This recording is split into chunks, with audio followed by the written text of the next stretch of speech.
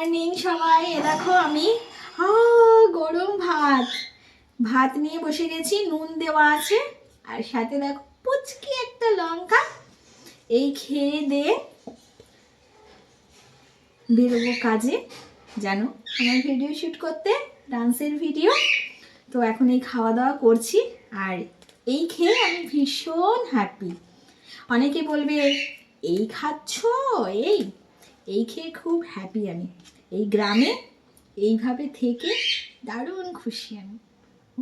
চলো, উফ গরম গরম ভাত, আর একটু নরম করে ভাতটা রান্না করেছি।